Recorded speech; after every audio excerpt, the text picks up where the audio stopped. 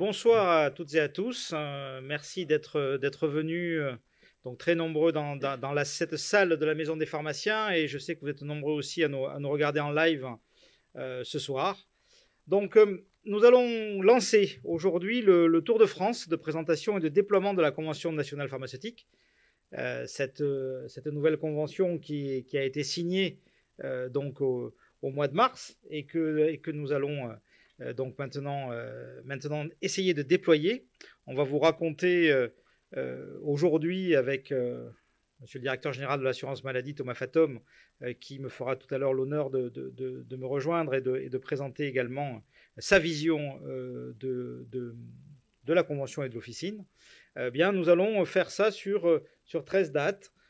Mais avant de nous lancer, je vais tout d'abord peut-être vous expliquer comment ça se passe. Nous avons dès le printemps, juste après donc, le mois de mars, créé un e-book qui est disponible donc, sur notre site internet, fspf.fr, qui est un document qui est indispensable pour repérer l'ensemble des thématiques comprises par cette nouvelle convention pharmaceutique. Ce e-book, vous allez pouvoir vous y plonger, vous allez pouvoir regarder pour vous approprier chacun des thèmes. Et ce soir, je vais commencer par le balayer pour que vous ayez un aperçu de l'ensemble des thèmes qui ensuite seront approfondis étape par étape pour chacun des sujets. Bien sûr, j'imagine que vous n'allez pas m'accompagner et faire avec moi l'ensemble des villes du Tour de France, sauf Servan, que je remercie, donc l'Association nationale d'étudiants en pharmacie de France qui va nous accompagner à chaque étape. Mais pour ceux qui ne vont pas faire cet exercice-là, eh bien vous pourrez regarder les parties de chaque donc, mission en replay, toujours sur le site internet. Alors, avant de démarrer, un mot bien sûr de remerciement à nos partenaires, parce que comme vous voyez, c'est un peu une grosse organisation, donc on a fait appel à des partenaires qui, en plus d'être les partenaires du Tour de France, sont nos partenaires du quotidien. Alors, vous allez retrouver PMED, vous allez retrouver Réseau Pharma, Sandoz, Sanofi, Zentiva, qui sont les partenaires officiels donc, du Tour de France. Et puis ensuite, à chaque étape, eh bien, nous avons un partenaire dédié, alors à AZ qui va nous accompagner pour le dépistage, Hazard, IQVIA qui nous accompagnera à Tours sur l'évolution du marché officinal de la rémunération, Moderna qui va nous accompagner à Marseille pour la première étape sur la vaccination, et Pierre Fabre qui, comme vous savez, est très engagé sur les enjeux écologiques et qui nous accompagnera sur l'étape de Toulouse pour discuter donc de ce thème du Tour de France. Alors pour lancer un petit peu et pour les remercier, donc je leur ai proposé de faire un petit film de 4 minutes. Donc on va écouter ce petit film et après on rentre dans le vif du sujet. Créé il y a plus de 30 ans par des pharmaciens, Airplus est une entreprise de nouvelles technologies accompagnant les professionnels de santé, leader dans la gestion du tiers payant et de la permanence des soins, avec les marques Réseau Pharma et Réseau Garde. L'ensemble des collaborateurs Airplus est heureux de vous accompagner dans ce Tour de France de présentation de la nouvelle convention pharmaceutique. Au sein de Airplus, nous nous efforçons chaque jour de simplifier et faciliter l'activité de nos clients pour que ceux-ci optimisent leur temps disponible pour les patients et leur rentabilité.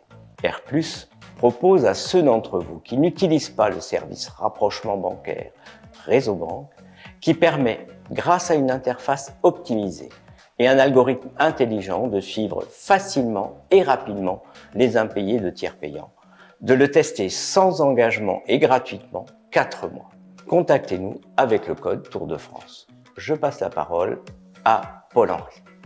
Merci Philippe et bonjour à toutes et à tous. PMED est une initiative portée dès son origine par Airplus, la fédération et 7 syndicats de professionnels de santé. Notre vocation est de simplifier l'encaissement et le recouvrement du chiffre d'affaires des professionnels de santé et des officines en particulier. Dans un contexte où vos missions s'élargissent, où le recrutement de nouveaux collaborateurs se complexifie, l'externalisation des tâches administratives chronophages et la gestion du tiers payant en est une, vous permet de concentrer vos ressources au comptoir.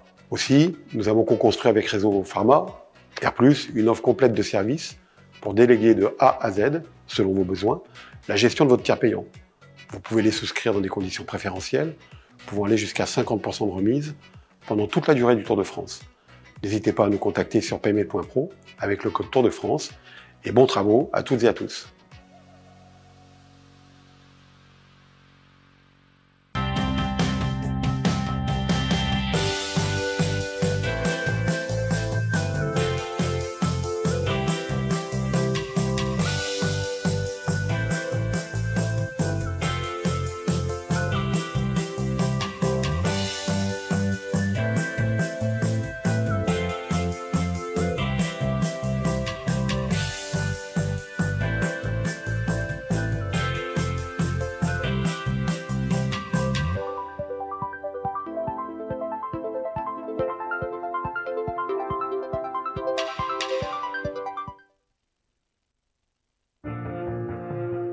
Chaque jour, nous agissons pour créer la médecine de demain, rendre possible l'impossible. C'est notre volonté de poursuivre les miracles de la science qui nous rassemblent. Pour relever ce défi immense, nous avons un atout unique en France, l'alliance de notre capacité d'innovation et de notre force industrielle. Nous avons entre nos mains cette chance, améliorer la vie des gens. Quels que soient nos métiers, quelles que soient nos compétences et nos différences, nous sommes engagés aux côtés des Français. Science, excellence, France, faire rimer ces mots, c'est notre engagement. À nous, les femmes et les hommes de Sanofi en France.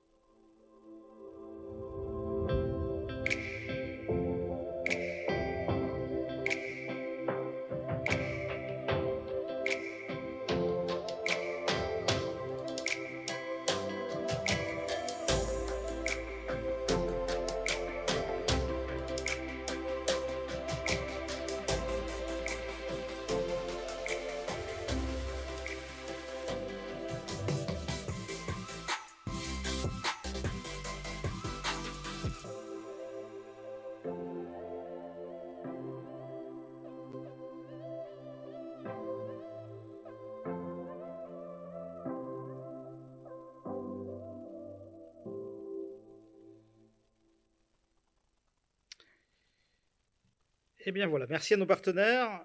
Tant que j'en suis dans les remerciements, je remercie aussi les personnalités qui nous ont fait, qui nous accompagnent ce soir. Donc, monsieur le directeur de la DT de la RS Île-de-France, monsieur le président du conseil des centrales A de l'Ordre des pharmaciens, cher Bruno. Merci d'être parmi nous aujourd'hui. Monsieur le directeur de la CPM 75 qui est là, voilà, madame la directrice de la CPM du 78.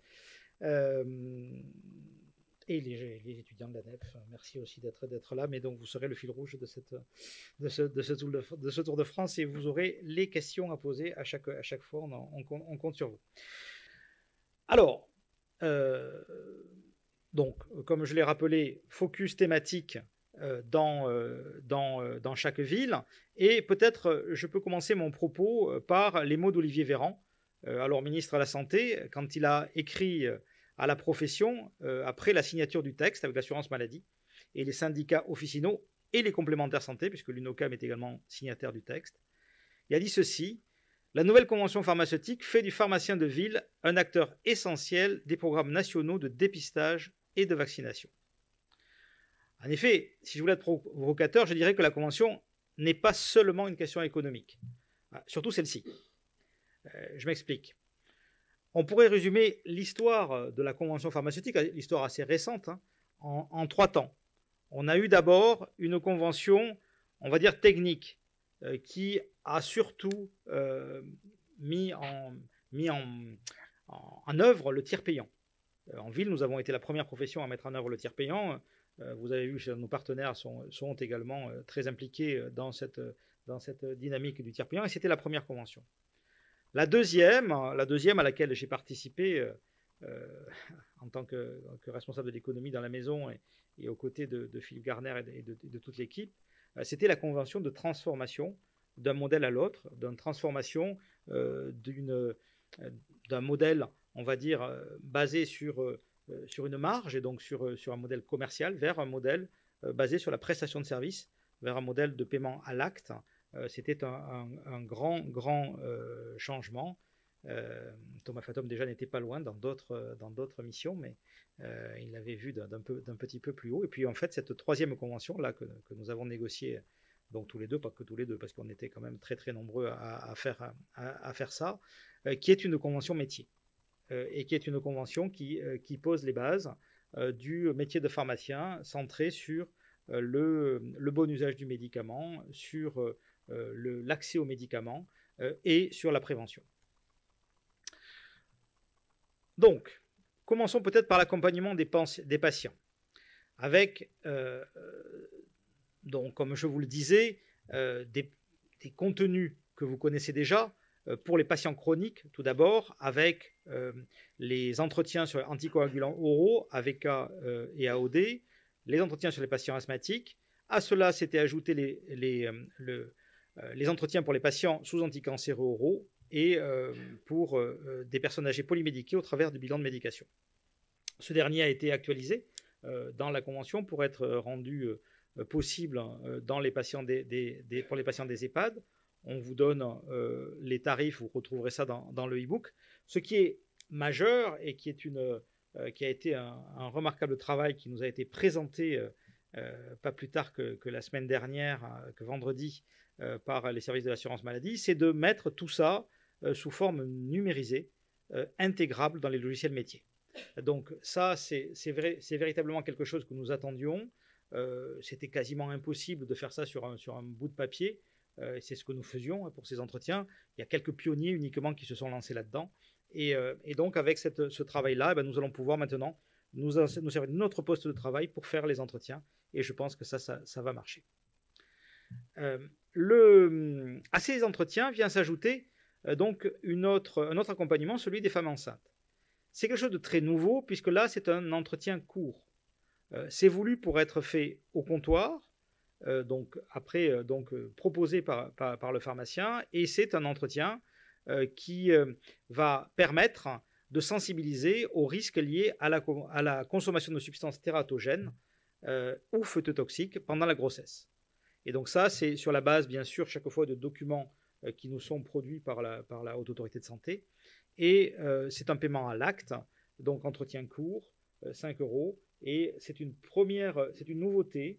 C'est vraiment le conseil pharmaceutique protocolisé qui a sa première traduction au travers de cet entretien. Moi, j'y tiens beaucoup. J'espère que ça va marcher. Je suis évidemment favorable aux entretiens longs et thématiques que je vous avais proposés tout à l'heure, mais ils sont complexes et je pense que ce n'était pas le bon lieu de commencer par quelque chose de très complexe. Là, c'est quelque chose de plus simple et j'espère que ça va rendre service à la population. Parlons d'amélioration de l'accès aux soins. J'en parlais avec Madame la directrice tout à l'heure. Assister le patient lors de la téléconsultation. Donc ça, c'est un sujet donc, qui est dans la Convention, donc avec à la fois un paiement qui, pour l'instant, est en rémunération d'objectifs santé publique, donc en forfait, avec des forfaits rénovés, mais pour lequel nous imaginons, puisque les complémentaires santé, l'UNOCAM souhaite participer au financement de cette assistance à la téléconsultation, nous imaginons évoluer dans l'avenir vers un paiement à l'acte pour cette assistance. En tout cas, c'est quelque chose qu'il nous faut vraiment paramétrer. Moi, je vais regarder de façon très attentive ce que l'assurance maladie va faire avec les médecins, parce que si l'accès aux soins doit être maintenu, nous sommes fervents défenseurs de la proximité. Donc, comme je vous le disais, madame, tout à l'heure, moi, je préfère avoir un médecin à côté que quelqu'un de virtuel, mais néanmoins, il faut arriver à manier de façon harmonieuse les deux sujets, et donc nous sommes lancés là-dedans. Donc il faut, je vous laisserai lire parce que c'est assez complexe, mais dans le e-book vous avez tout expliqué, et je vous invite donc à vous y lancer pour ceux pour qui c'est utile. Nous avons également dans cette partie, on retrouve le pharmacien correspondant. Alors ce pharmacien correspondant là, il on sait qu'est-ce que c'est. Il y a une rémunération pour l'inscription du pharmacien correspondant, puisque c'est le patient qui désigne le pharmacien comme étant son correspondant, et donc ça nécessite l'établissement d'un CERFA, ça nécessite l'établissement d'un petit protocole, c'est pour nous un pas dans la porte, puisque le pharmacien correspondant, lui, c'est lui qui doit s'occuper des patients chroniques, donc il doit s'occuper des patients chroniques en relais du médecin traitant. Ce relais-là sur les patients chroniques, il mérite d'être abordé. Donc c'était aujourd'hui d'être revu. Le président de la République a parlé de pharmaciens référents lors de la campagne présidentielle. Nous sommes en plein dans la conférence ça ne s'appelle plus la conférence des parties prenantes, dans le Conseil national de la refondation en santé. Donc c'est un des sujets qui va nous permettre de faire évoluer cette notion de pharmacien correspondant qui, là, pour l'instant, on l'a abordé et on l'a inscrit dans la convention. C'est un premier pas. La partie vaccination. Alors, la partie vaccination, nous la verrons dès la semaine prochaine à Marseille. Donc, on va aller au fond des choses là-dedans. Et j'ai eu ce mot-là quand les journalistes de Presse Pro me parlaient de vaccination. Moi, je disais que le cœur du réacteur de cette convention, c'est la vaccination. C'est l'engagement des pharmaciens dans la politique de prévention cette vaccination pour l'ensemble des vaccins réalisés en officine, la possibilité pour les gens de venir de venir en officine se faire vacciner, c'est vraiment l'élément majeur de la convention. À noter qu'a été repris une idée que nous avions mis dans un article, dans un projet d'article 51 avec l'ARS Occitanie il y a de cela presque 8 ans, sur les entretiens aux 3 âges de la vie. Ces entretiens aux 3 âges de la vie, ces âges clés, qu'est-ce que c'est? C'est ni plus ni moins que les âges définis par la Haute Autorité de Santé pour le rappel de vaccination DTP. En fait, quand la Haute Autorité de Santé a modifié le calendrier vaccinal, avant, vous vous souvenez, on devait se vacciner tous les 10 ans. Depuis donc ce calendrier, c'est 25 ans, 45 ans, 65 ans. Et donc l'idée, c'est donc de faire un parcours de prévention autour de ces 3 âges. Ce parcours, il doit être pluridisciplinaire. Bien sûr, le médecin traitant, comme je l'ai expliqué tout à l'heure, est le chef d'orchestre de l'ensemble du parcours de prévention, mais l'ensemble des soignants peut participer. Une revalorisation de l'acte a été décidée avec un honoraire de vaccination qui passe à 7,50 €. À noter que c'est la première fois de l'histoire des honoraires qu'il y a une revalorisation d'acte.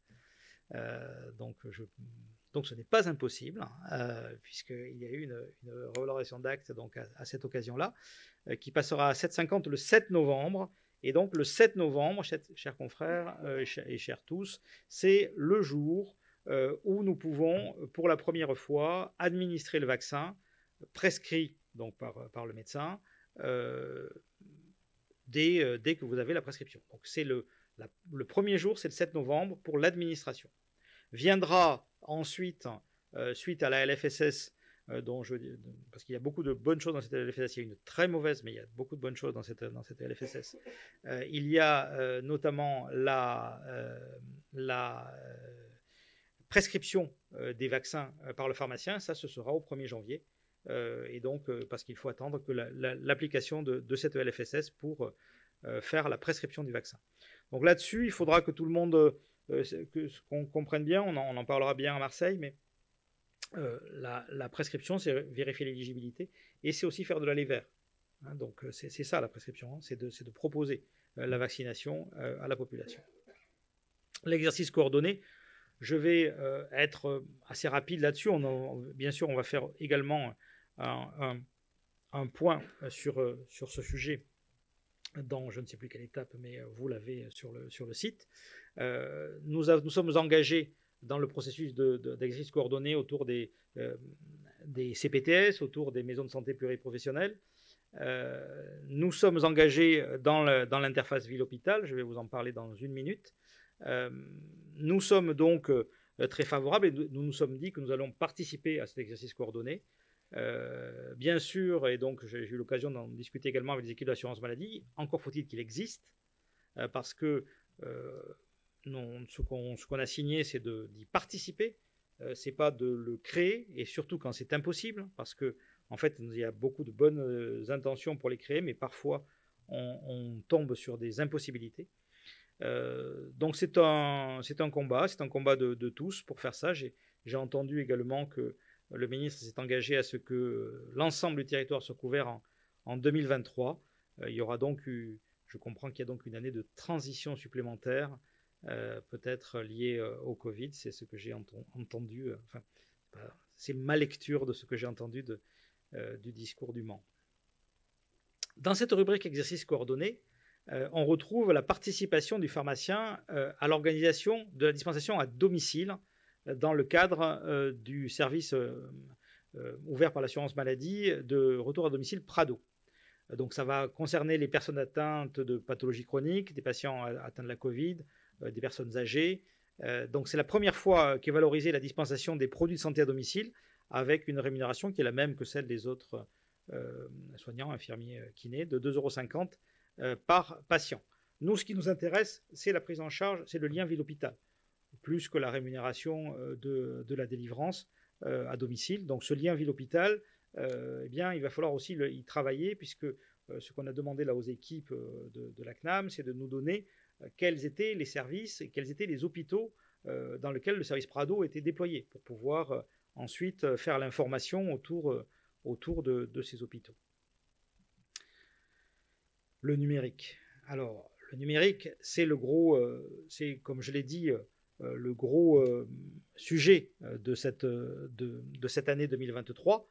On va avoir donc à avoir des nouveaux logiciels Ségur. Ils vont nous servir à quoi?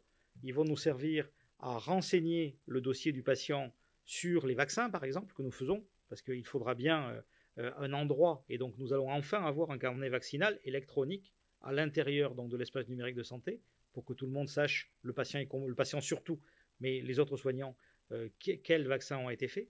Donc, rendre compte, nous allons pouvoir avoir des informations, et on peut imaginer dans quelques années les algorithmes et la possibilité de meilleur usage du médicament rendu possible par l'incrémentation dans nos logiciels d'aide à la dispensation, incluant les résultats de laboratoire de la personne.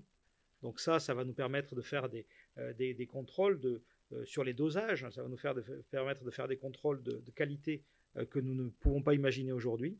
Et surtout, nous allons avoir la e-prescription, le projet de e-prescription, qui est un projet qui se lance en 2023. Et je suis sûr que M. le directeur va en dire un mot tout à l'heure. Donc là-dessus, nous allons pouvoir avoir les utilisations également des applis carte vitale, donc nous allons voir la messagerie sécurité de santé. Bref, un nouveau logiciel, un nouvel outil. Et ce nouveau logiciel, je vous le dis, c'était jusqu'à aujourd'hui, nous avions un logiciel qui était un logiciel de caisse au départ, un logiciel de facturation, qui a vraiment beaucoup évolué dans le temps. On lui a greffé tellement de choses qui ne ressemblent plus à un logiciel de facturation. On lui a greffé énormément de choses, mais il était bâti sur la base d'un logiciel de facturation. Et donc, on commence les rapports avec la personne qui est en face de nous, les interactions par les produits. Voilà. Demain, on va avoir un logiciel centré patient. C'est-à-dire qu'en fait, la première interaction que nous aurons avec la personne qui est en face de nous sera de savoir qui elle est et pas ce qu'elle veut. En faisant comme ça, en regardant qui elle est, eh bien, ça ouvre l'allée vers et ça ouvre beaucoup de champs que pour l'instant nous ne pouvions pas faire. J'essaie d'accélérer parce que j'ai pris encore 5 minutes de retard. Le bon usage des produits de santé. Donc ce bon usage des produits de santé, c'est tout d'abord, au travers d'une rémunération sur objectif de santé publique, l'incitation à la démarche qualité. Donc, nous avons, sous l'impulsion de notre présidente nationale de l'ordre, Karine Wolf, mais ce n'est pas l'ordre lui-même qui fait ça, puisque c'est toute la profession qui s'est réunie pour faire un haut conseil de la qualité et qui a mis en place donc un questionnaire, des outils, des possibilités de démarche pour améliorer donc la qualité de la délivrance à domicile. Vous allez avoir 100 € pour remplir le questionnaire. Ça, c'est bien payé, ça. Non, je dis, parce qu'il y a beaucoup de choses que je trouve pas qui sont pas payées, mais celle-là, elle est bien payée. Donc, je vous suggère de faire le questionnaire. Et avec ça, ça déclenche donc la ROSP. Et donc, après, nous allons pouvoir reparler de taux de délivrance, de stabilité, de délivrance des génériques. La dispensation à l'unité des antibiotiques ou délivrance fractionnée des stupéfiants, bon, on a mis en œuvre cette disposition qui est souhaitée par la loi, hein. C'est le législateur qui nous demande de faire ça.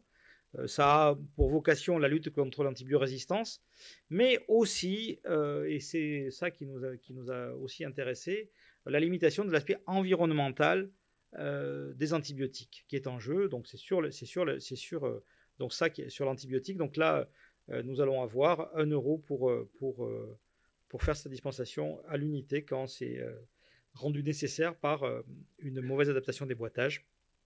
Il faudra quand même qu'on regarde aussi l'adaptation des boîtages à la posologie pour éviter ces manipulations. Toujours sur ce thème, donc non, ça c'est pour l'instant c'est en stand-by, c'est la délivrance de la quantité nécessaire pour les médicaments à posologie variable. En fait, c'est ce qu'on appelait la dispensation adaptée. Cette dispensation adaptée, donc elle a été expérimentée pendant 2 ans. On y a trouvé un intérêt peut-être de santé publique, mais par contre on s'est planté, je n'étais pas signataire de cet avenant, sur le modèle économique qui était en regard de la mission, et donc nous avons décidé de prendre un moment pour essayer de réfléchir à un modèle économique un peu plus adapté. La dispensation des médicaments onéreux, donc nous sommes engagés. Alors nous sommes engagés évidemment contre la lutte contre la fraude. Et il y a donc en France, nous avons un grand malheur, c'est que notre système d'assurance maladie qui ne veut laisser personne au bord du chemin permet malheureusement à des fraudeurs de bénéficier donc de notre volonté commune d'avoir une sécurité sociale qui soigne tout le monde. Et donc, ces fraudeurs, donc je le répète pour ceux qui ne l'écouteraient pas, parce que j'ai quelques sénateurs qui ne m'écoutent pas, donc s'il y en a 1 ou 2 dans la salle, qui ne sont pas des fraudes à la carte vitale, mais qui sont des fraudes aux fausses ordonnances. Et donc, ce sont bien des vraies cartes vitales, mais des fausses ordonnances. Donc, nous sommes en travaux avec l'assurance maladie pour essayer de trouver une méthodologie qui respecte l'accès aux soins, qui respecte également le fait que le pharmacien a parfois du mal, en l'absence de e-prescription, à trouver véritablement que le médicament que l'ordonnance est une fausse ordonnance. Mais je crois qu'on est proche d'un consensus. On travaille avec les associations de patients là-dessus, et peut-être Monsieur le directeur en dira un mot tout à l'heure.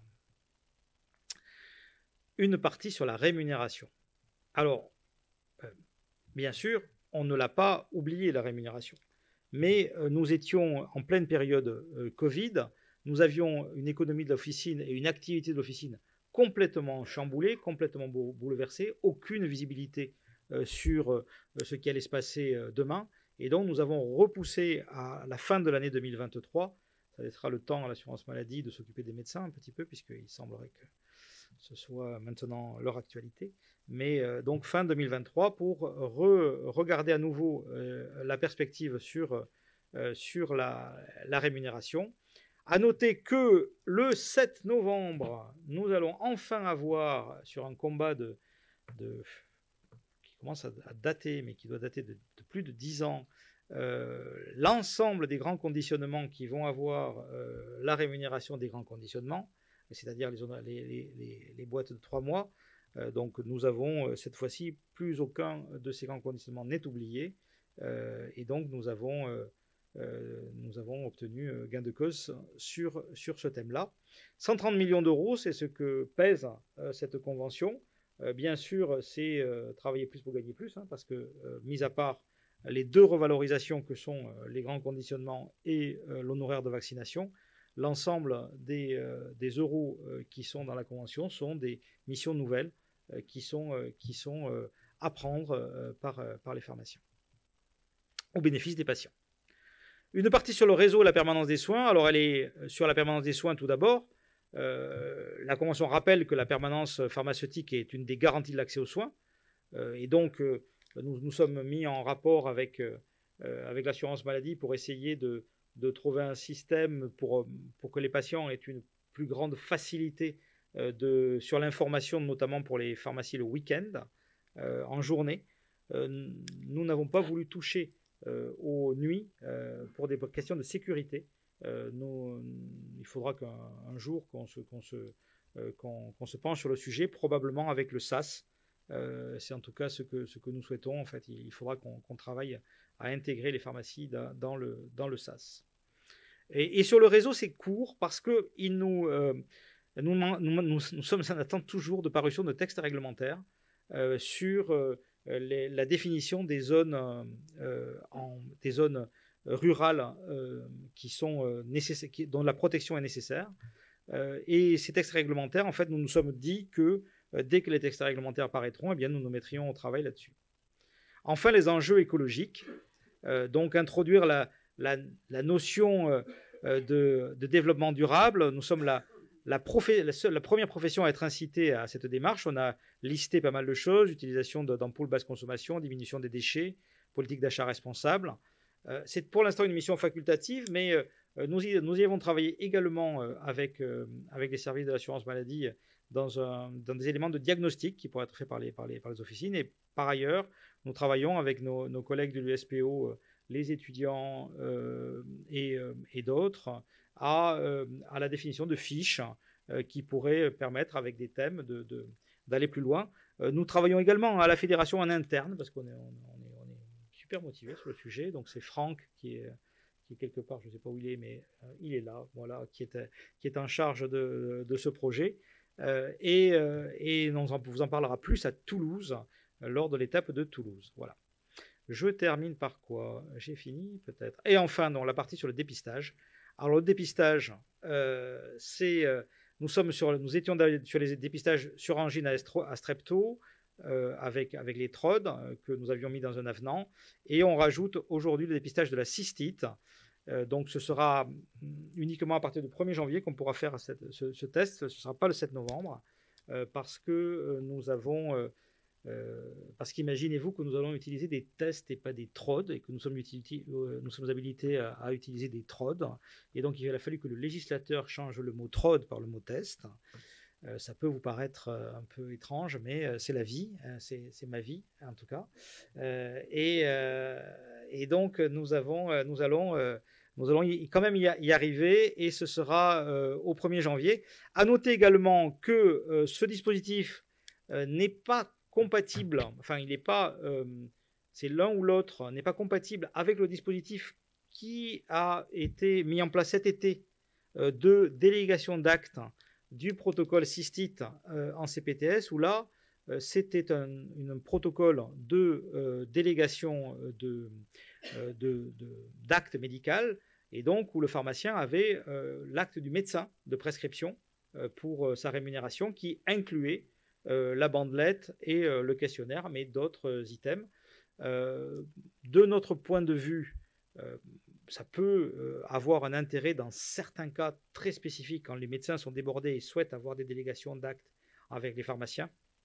Mais nous, ce que nous souhaitons, tant pour l'angine que pour la cystite, c'est de modifier l'accès aux médicaments pour les Français, pour créer en fait une troisième liste de médicaments à dispensation protocolisée, où donc vous savez qu'il y a deux listes de médicaments, une liste de médicaments à prescription médicale facultative, le Doliprane, l'oméprazole, le Vogalène, enfin beaucoup de médicaments importants, qui sont la pseudoéphédrine, donc qui sont des médicaments importants et parfois à risque, qui sont en libre accès pour le patient, et puis des médicaments qui ne sont pas en libre accès pour le patient et qui nécessitent une prescription médicale.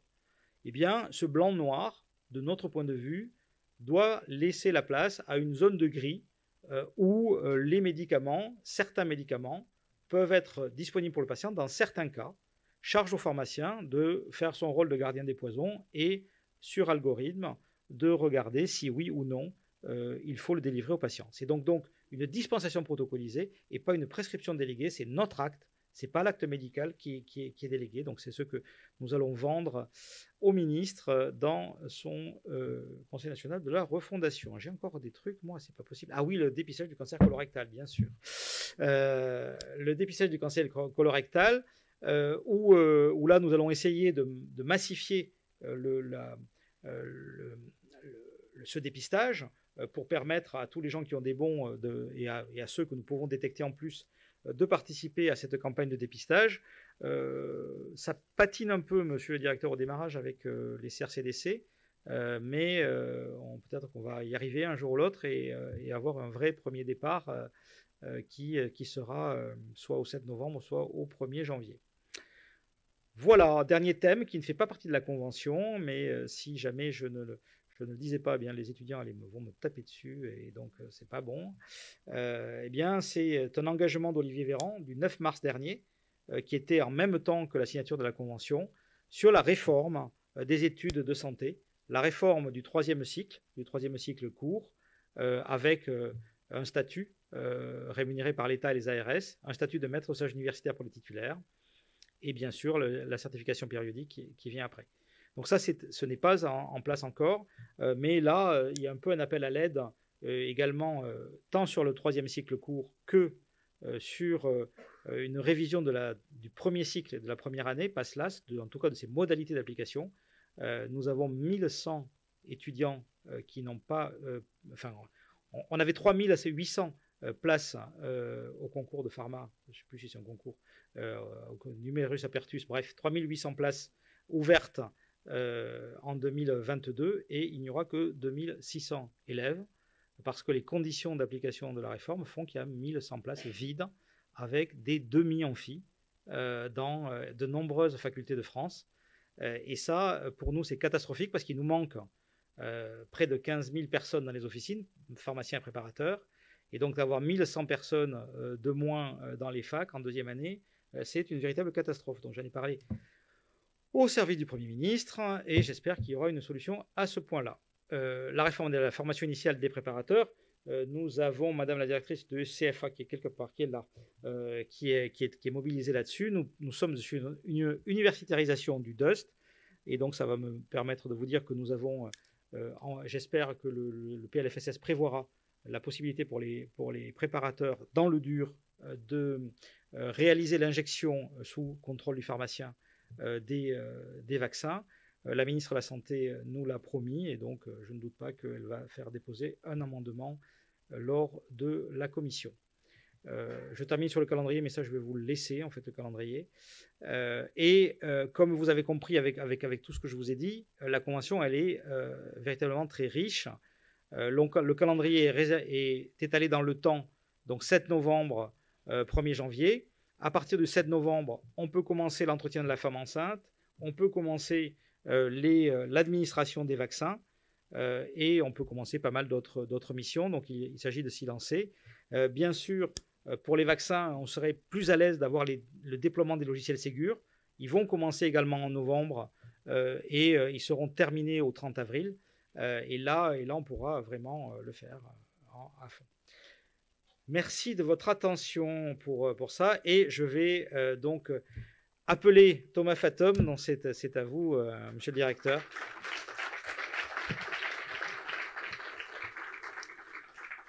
Alors, ce qu'on va faire, c'est qu'on va on va vous laisser, donc, vous avez un propos liminaire, c'est à vous de... la clim, voilà. On met un peu de clim parce qu'il fait trop chaud. Et ensuite, on a plein de questions. Alors, on a plein de questions des internautes et peut-être de la salle, donc voilà. À vous. Merci beaucoup, Monsieur le Président. Merci de lancer ce soir ce Tour de France et d'avoir pris cette initiative. Merci aux différents participants qui sont là physiquement et qui nous regardent ou nous écoutent à distance.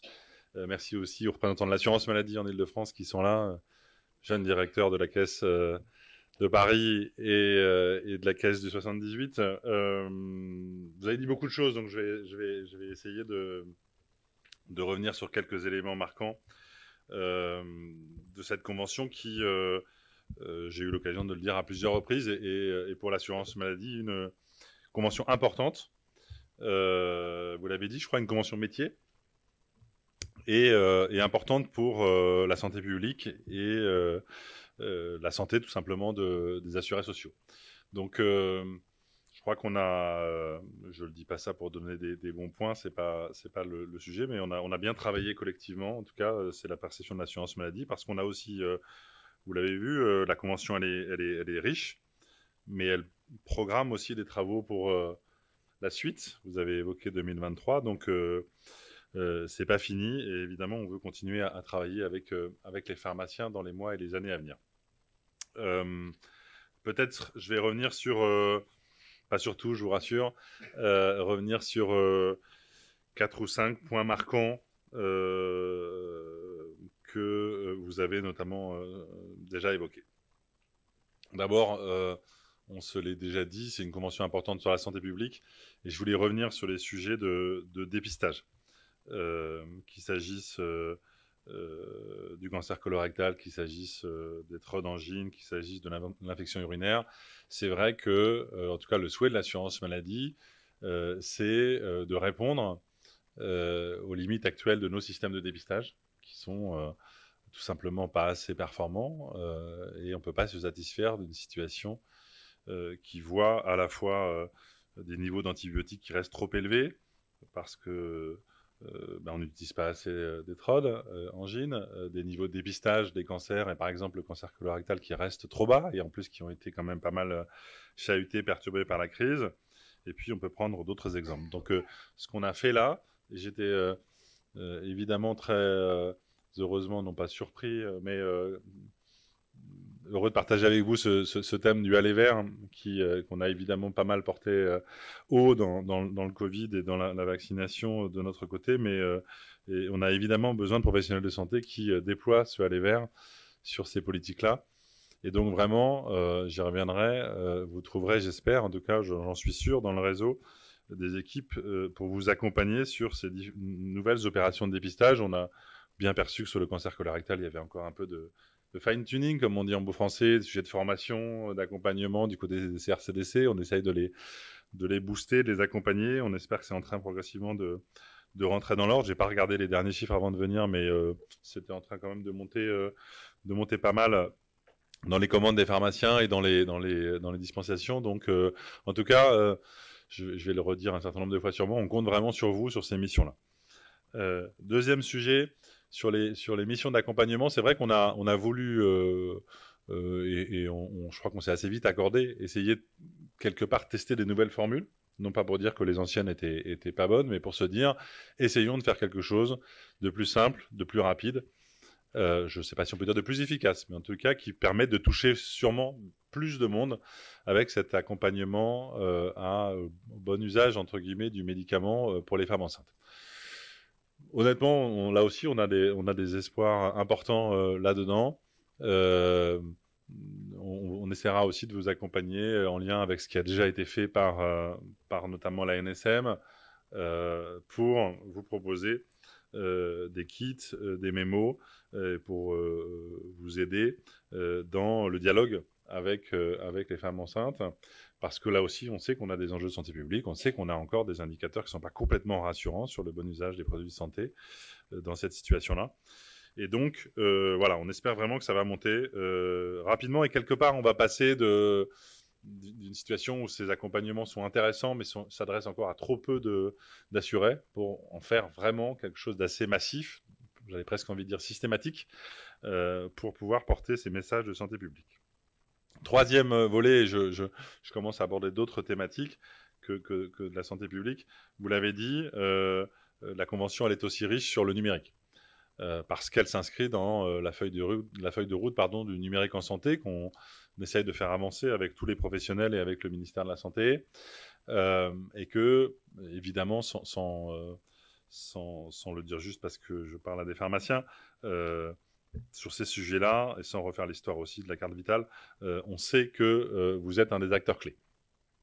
Et que y a la grande affaire de mon espace santé. En effet, on a lancé les opérations. Maintenant, quasiment tous les Français ont un espace santé numérique, très peu s'y sont opposés, mais c'est que le début du commencement de l'histoire, si j'ose dire.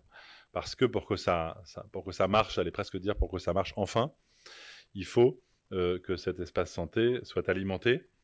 Et dès lors qu'il sera alimenté, il sera consulté. Dès lors qu'il sera consulté, il sera alimenté. Et qu'on crée ce cercle vertueux, cette boucle positive que jusque-là, on n'a pas encore réussi à complètement enclencher.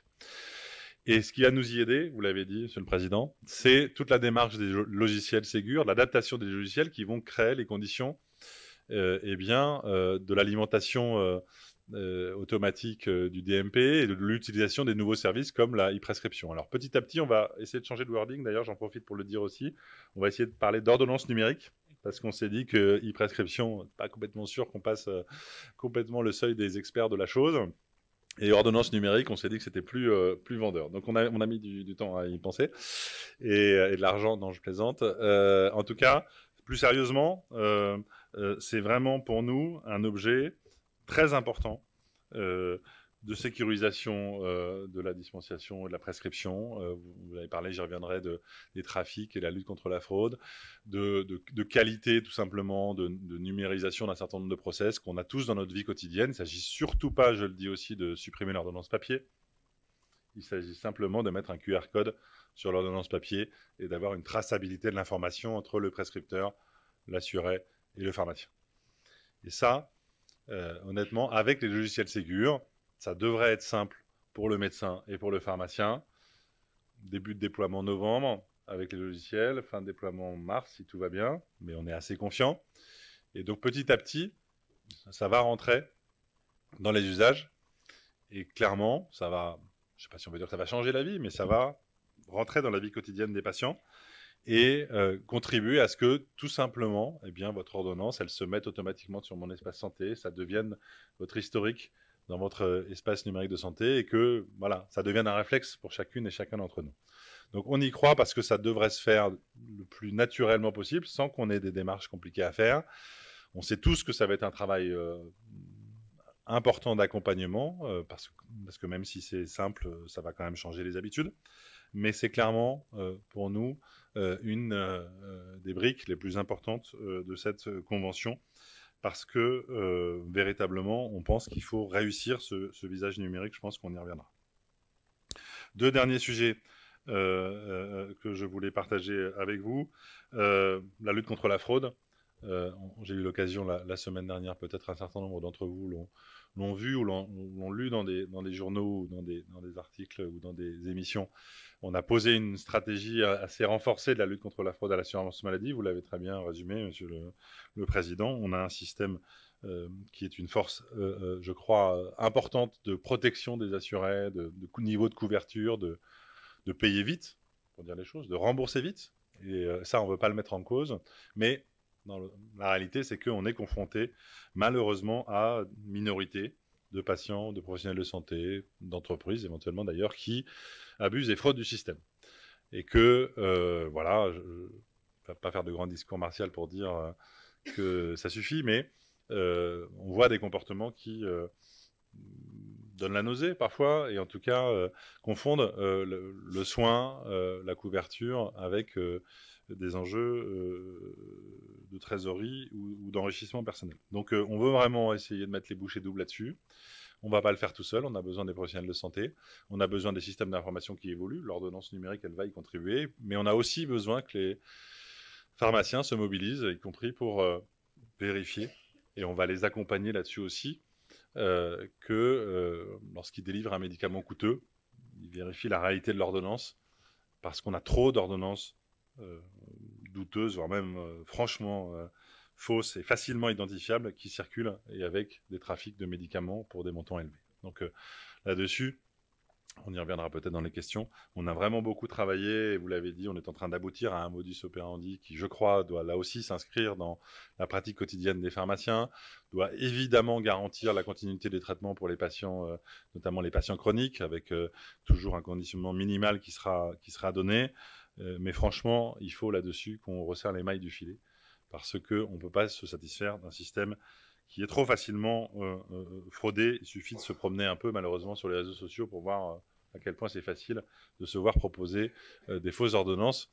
Et donc, là-dessus, on compte à nouveau sur vous. Dernier élément que je voulais évoquer,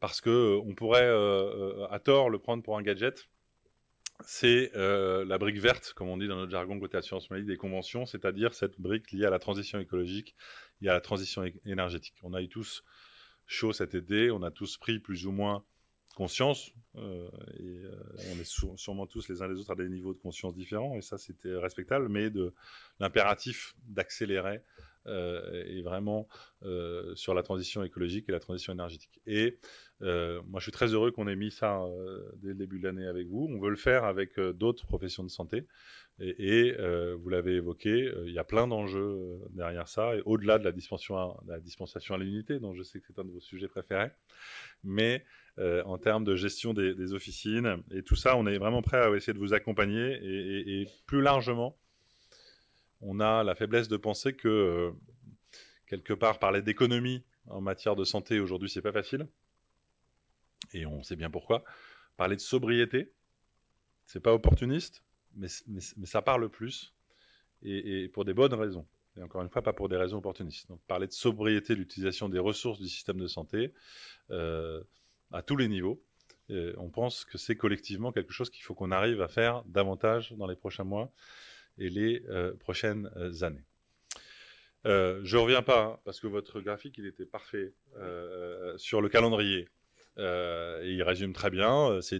Tout ça rentre en vigueur par étapes. On aimerait, honnêtement, on ne le fait pas d'ailleurs pour gagner du temps, pour dépenser moins d'argent. Ce n'est pas du tout la philosophie. En tout cas, pas sur cette convention. C'est vrai qu'il y a un certain nombre de textes qui doivent être pris, un certain nombre de cadrages réglementaires. Il y a aussi des sujets opérationnels chez nous. On pense au Prado. Donc, on l'avait partagé, je crois, au moment du congrès. Voilà, c'est peut-être une forme de faiblesse, je ne sais pas s'il faut dire, mais de limite de la prise en main de cette convention, c'est qu'elle prévoit beaucoup de choses, donc un certain nombre de choses qui vont rentrer en vigueur. Certains le sont déjà quand même depuis plusieurs mois. Date importante le 7 novembre, et puis il y aura aussi des choses au 1er janvier 2023. Je ne refais pas l'historique, mais en tout cas, sachez que notre objectif, c'est pas de gagner du temps. Notre objectif, c'est que tout ça rentre en vigueur dans les meilleures conditions possibles et que ce soit approprié par les professionnels sur le terrain. Je termine en disant que d'abord on sera présent sur le Tour de France et pas seulement ce soir, puisque chaque étape il y aura des représentants de l'assurance maladie, et on sera heureux d'y participer. Qu'au-delà de ça, mais on a déjà commencé, les délégués de l'assurance maladie ont déjà commencé, on a mis en route la grande machine du réseau de l'assurance maladie et de son maillage territorial pour venir au contact des pharmaciens, et de le faire à différentes formes, contact physique, individuel, webinaire, mise à disposition de support. On va essayer aussi, on a aussi bossé avec les différents réseaux d'information, avec le CESFARM pour produire toute une série de vecteurs de communication, parce qu'on sait que là aussi, ça commence, et qu'il faut expliquer, répondre aux questions, promouvoir cette convention et promouvoir le nouveau rôle, les nouvelles missions, les nouveaux rôles du pharmacien sur les sujets que j'évoquais, parce qu'il faut, j'ai eu l'occasion il y a quelques semaines, je vous en ai pas parlé, Monsieur le Président, d'aller dans une pharmacie, mais n'y voyez aucune critique, où j'ai sollicité un TROD angine pour un de mes garçons qui avait des amygdales assez costaud. J'étais déçu parce que ça ne se faisait pas, mais je sais que j'avais une petite chance parce que c'était pas encore assez diffusé. Donc on a un enjeu de faire connaître aux assurés et aux professionnels de santé que c'est possible et que ça va se déployer encore plus dans les prochains mois.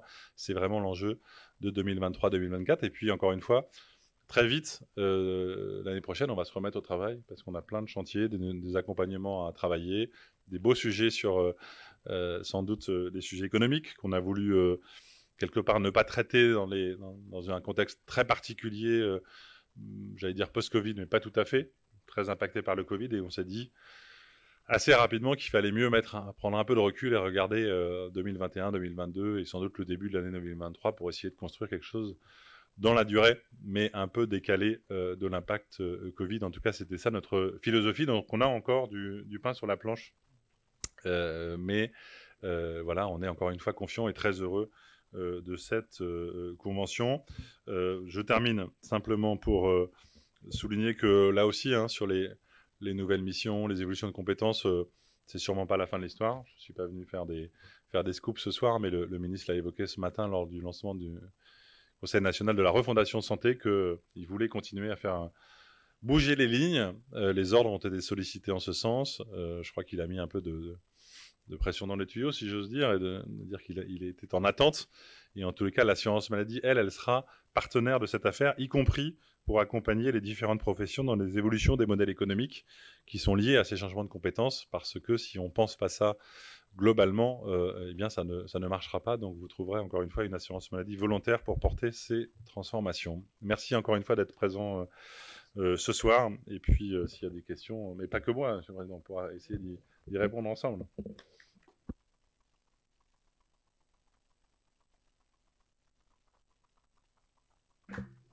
Alors, des questions. On va faire un jeu. C'est que, en fait, j'ai plein de questions d'internautes qu'on m'a mis sur des fiches et au tableau. Et puis ensuite, vous êtes là.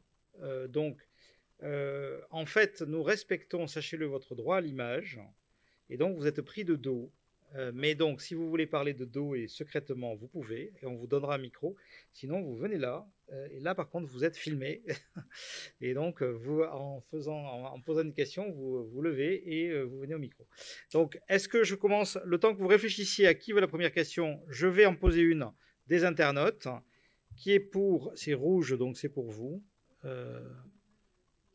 L'image et le rôle du pharmacien ont évolué depuis la crise Covid. Était-ce une parenthèse ou bien pensez-vous qu'il s'agit d'un point de bascule ? Bon, ça va pas être la question la plus difficile. Non, je pense que c'est pas une parenthèse, parce que c'est pas arrivé entre guillemets par hasard.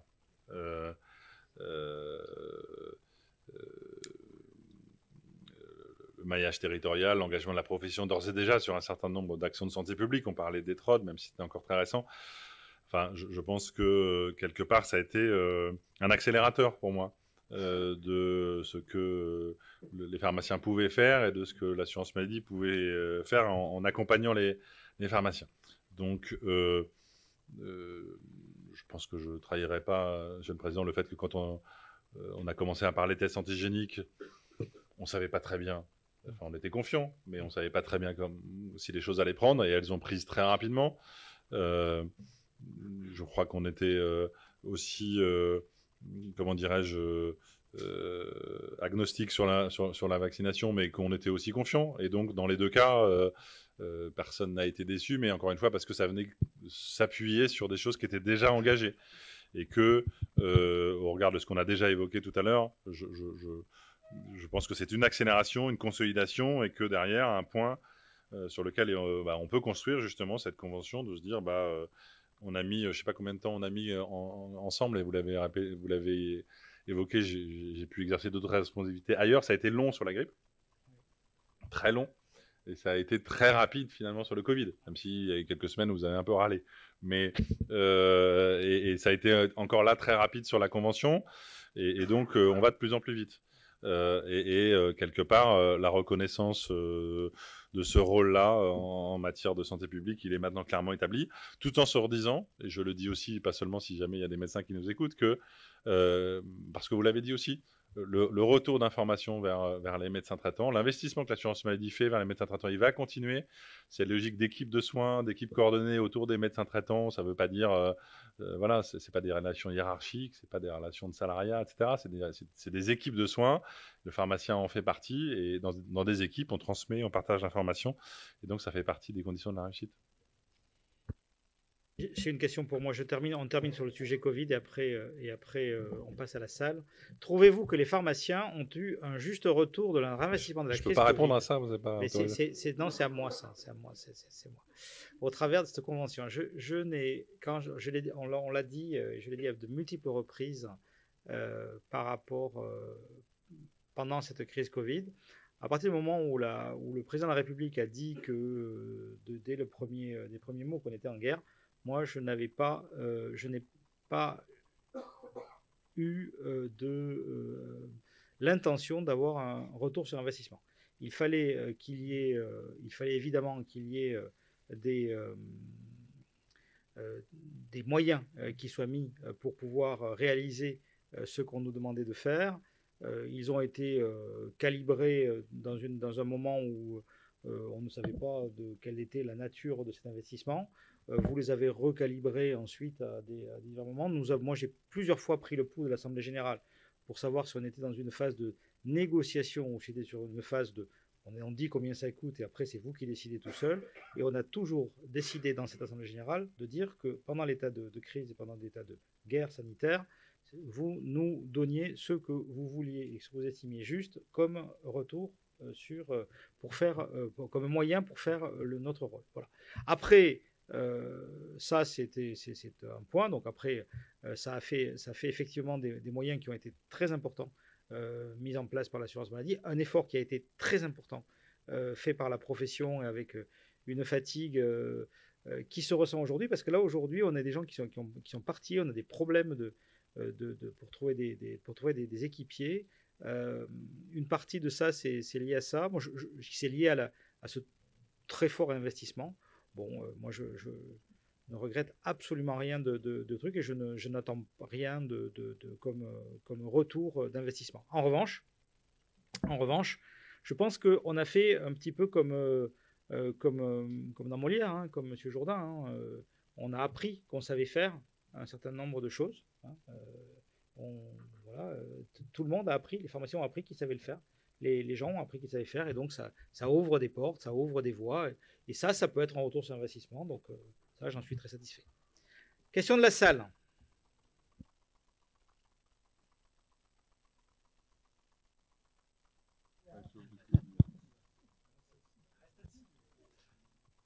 Oui, quand je regarde toutes ces possibilités qui sont offertes aux pharmaciens, je suis bouche bée. Je trouve ça extraordinaire.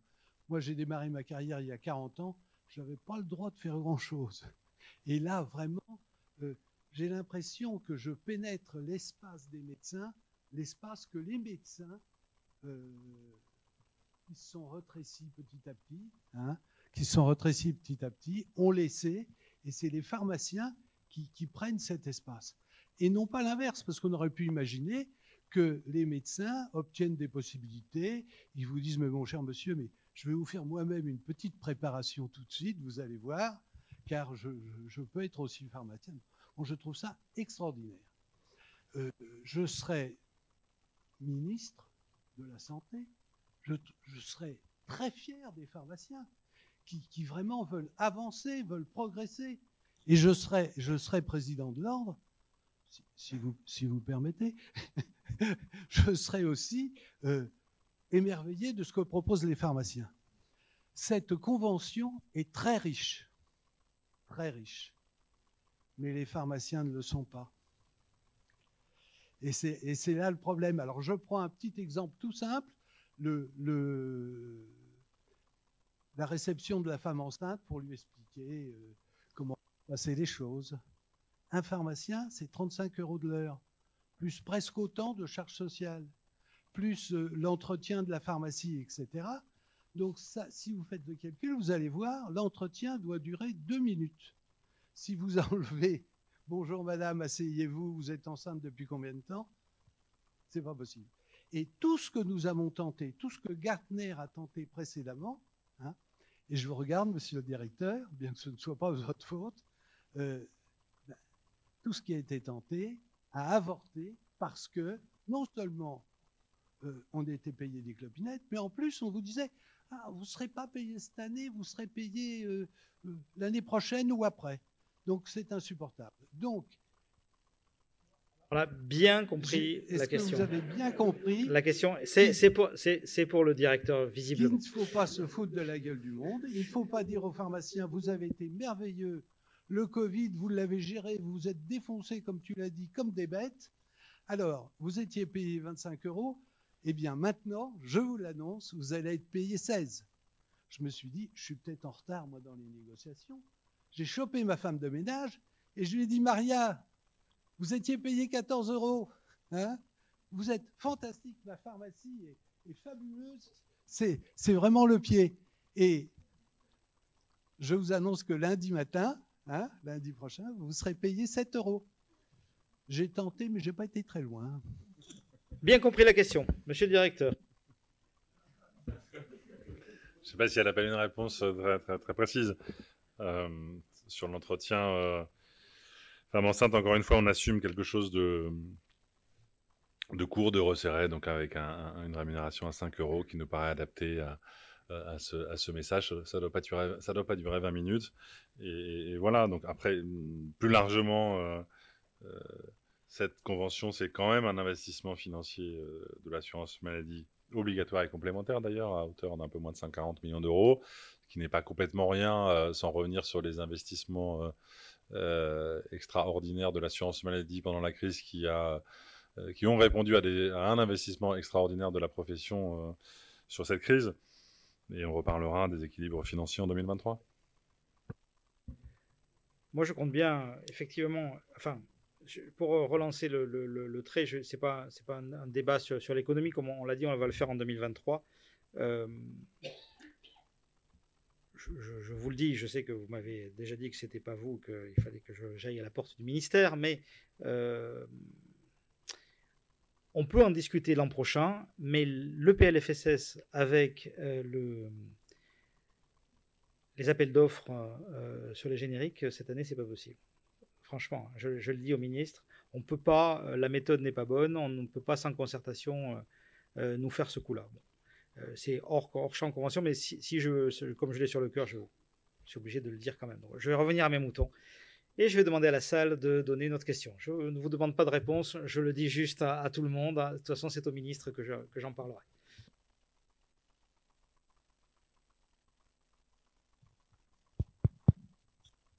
Merci, bonsoir. Trois questions pour vous. Première question, vous avez parlé du modus operandi pour l'authentification des médicaments chers de plus de 300 €. On est en point de finaliser. Le clap de fin des séances de travail, normalement, c'est écrit dans la convention, pour fin septembre. Donc, on a du retard. Je voudrais savoir vers quoi on s'achemine. Ça, c'est ma première question. La seconde, Philippe en a parlé, l'article 31. Est-ce que vous êtes solidaire de la position du gouvernement sur les appels d'offres ? Voilà, pour faire suite. Et la dernière, c'est quand est-ce que vous démarrez votre campagne de promotion de la convention pharmaceutique ? En officine, bien évidemment. Merci. Le moniteur des pharmacies, François Pouzot. Alors, sur le premier sujet, je l'ai évoqué, on a eu pas mal de réunions de travail, multilatérales, bilatérales, avec l'ensemble des acteurs, médecins, pharmaciens, associations de patients, sur cette logique de lutte contre la fraude, sur le trafic des médicaments onéreux et la vérification des ordonnances. Je ne vais pas rentrer trop dans le détail, mais on a trouvé, je pense, un mode opératoire qui permet de différencier finalement la situation quand c'est une ordonnance qui vient de l'hôpital versus de la ville. Ce n'est pas exactement les mêmes process. On va aussi mobiliser le service médical, notamment pour expérimenter un appui aux pharmaciens, notamment en Ile-de-France. Et puis, on a trouvé, on va accompagner les pharmaciens avec notamment une petite grille, un petit kit de vérification, mais c'est des choses que je pense que les pharmaciens connaissent bien, pour pouvoir permettre à cette mesure de rentrer en vigueur. Donc l'objectif, c'est qu'elle rentre en vigueur, je pense, d'ici la mi-octobre. On va finaliser tout ça. Encore une fois, dans un processus qui mobilise de façon raisonnable les pharmaciens, mais en même temps, puisqu'on parlait économie, comme l'assurance maladie rémunère, y compris de façon non négligeable, le pharmacien dans le kit délivre des médicaments coûteux, il est normal que l'assurance maladie demande aux pharmaciens une vérification approfondie lorsque ces médicaments coûtent plusieurs centaines, voire plusieurs milliers d'euros. Donc c'est ça. Donc mi-octobre, des process adaptés selon que le prescripteur est à l'hôpital et en ville, un appui du service médical, notamment des pharmaciens conseils, vers les pharmaciens. Et donc ça va, je pense que ça va marcher. Ça, c'est la première question. Non, mais honnêtement, ça, on fera une communication adaptée quand on rentrera vraiment très précisément dans le détail, mais on a convergé sur le fait que avoir des échanges avec un médecin libéral prescripteur, c'était pas exactement la même chose qu'avec une structure hospitalière. Donc, on adapte les modalités à cette situation.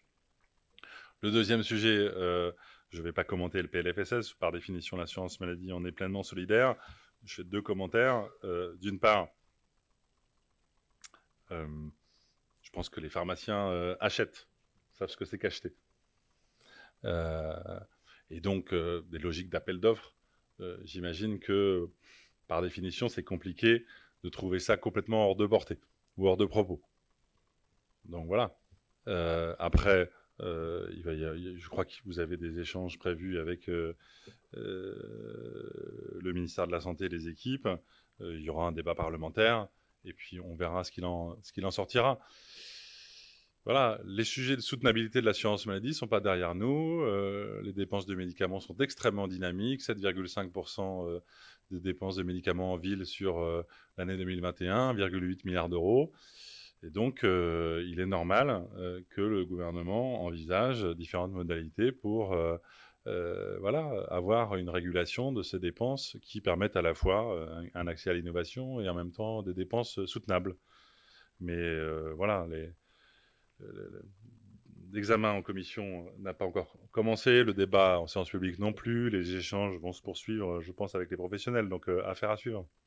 Et le troisième sujet, c'était... Ah oui, la campagne. Alors en fait, on a déjà commencé, pour tout vous dire, enfin, sans vouloir être impoli malpoli vis-à-vis de la fédération.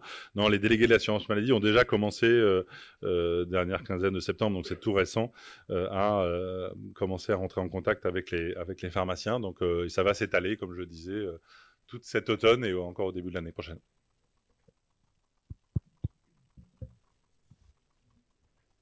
Alors, une autre question, oui.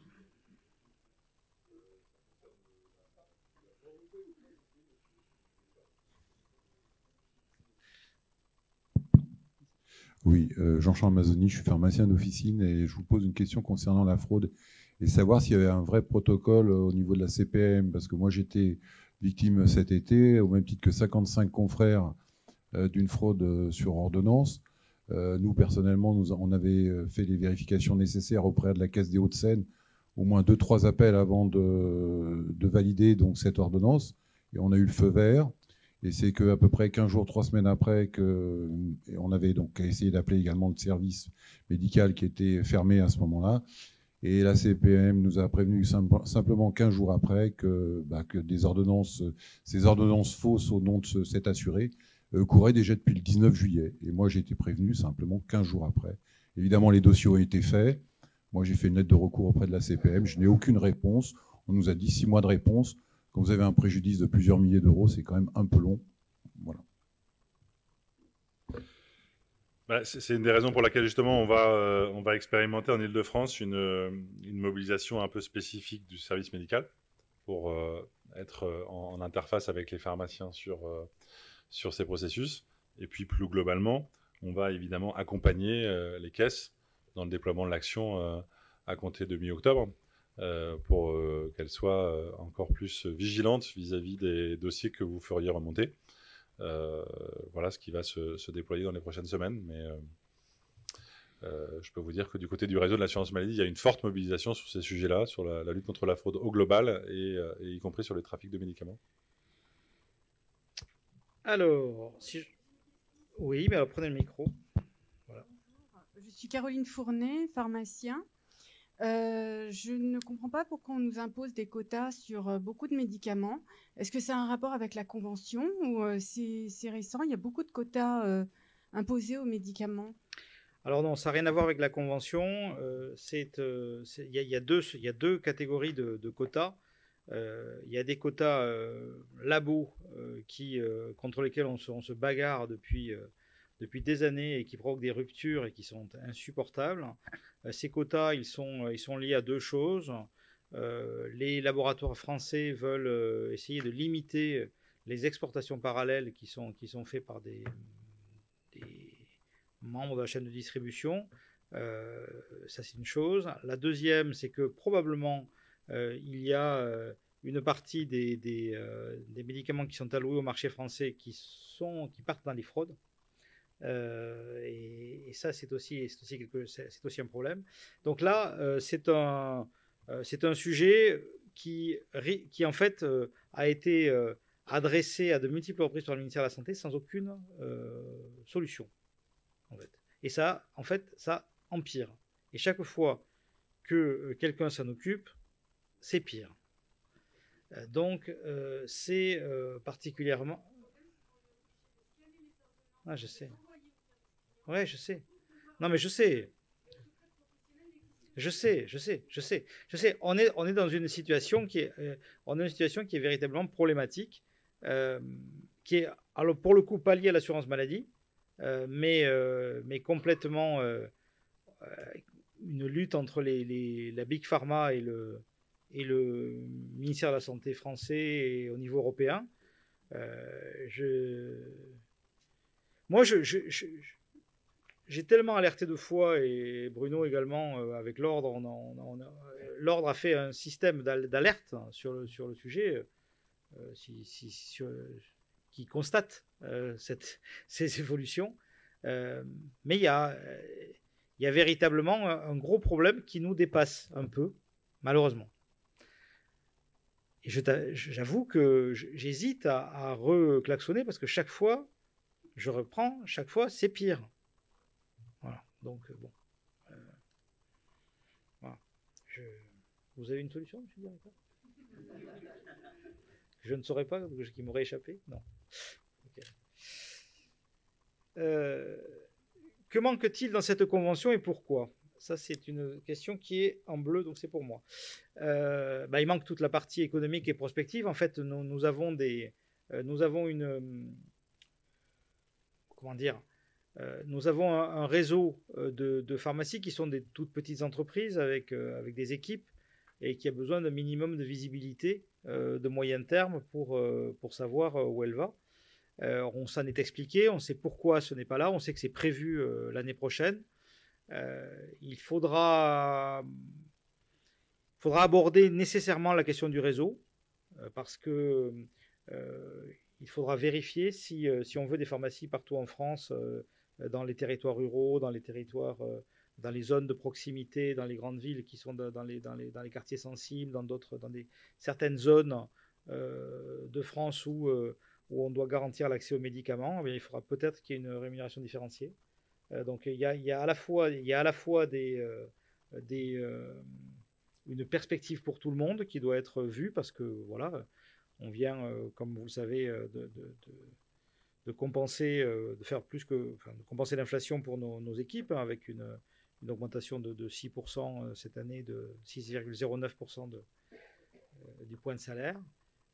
Mais ça sera compliqué. Donc il manque ça. Et ensuite, pour nous, il manque les interventions du pharmacien sur l'ordonnance, la traçabilité de tout ce qu'on fait sur l'ordonnance. C'est en lien avec la e-prescription. Donc ça viendra avec la e-prescription.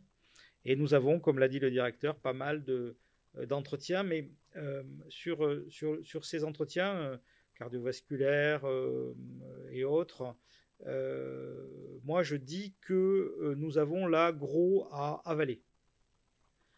Et donc que c'est pour ça qu'on se lance dans le déploiement de tout ce que nous avons à faire. La vaccination, je vous assure, c'est pas rien de s'occuper de la vaccination des Français sur l'ensemble du calendrier vaccinal. Les dépistages, comme il a été dit, c'est pas rien. Faire les entretiens que nous avons déjà à faire, c'est pas rien. Donc la perspective économique, les interventions des pharmaciens, les entretiens, mes équipes, toutes les pharmaciens de la commission métier sont super motivés, mais moi je dis on déploie et ensuite on viendra. Voilà ce qui était pour ma question à moi. Est-ce que quelqu'un, Virginie, c'est à toi? Il n'y a personne qui veut venir à mon micro pour être filmé. J'aurais deux questions. Une première qui est un peu anecdotique. Pourquoi avoir remis un délai de 4 semaines dans la campagne de vaccination grippe pour prioriser sur les patients prioritaires, sachant que l'année dernière, on a tous jeté des vaccins grippe, qu'on en avait largement et qu'on a aussi raté des vaccinations parce que la vaccination grippe, ça se joue dans les premières semaines, voire dans les premiers jours et pas aux gens qui voudraient se faire vacciner tout de suite, en fait, on perd des vaccinations. Oui. Et puis un deuxième point qui est là beaucoup moins anecdotique d'un point de vue économique. Pourquoi ne pas avoir étendu le droit de substitution sur les biosimilaires L'année dernière, on a eu le droit de substituer 2 molécules pour lesquelles le taux de pénétration générique, d'équivalent était pour l'une de 70% et pour l'autre de 90%. Donc le travail était globalement déjà fait sur ces 2 molécules et d'autres n'ont pas été mis dans la liste pour les pharmaciens. S'il y a un sujet sur lequel les pharmaciens ont prouvé qu'ils pouvaient être efficaces, c'est bien la substitution. Et on a choisi encore de ne pas étendre ce droit, sachant que l'enjeu économique est colossal. Il est certainement supérieur aux 1,8 milliard d'euros dont vous venez de parler, qui était l'augmentation, c'est à peu près 3 milliards d'euros, hein, l'enjeu des biosimilaires. Et en fait, on a choisi de potentiellement mettre à mal l'économie du réseau officinal avec un article 31 et des appels d'offres, sachant qu'une partie de l'économie des officines vient des remises génériques.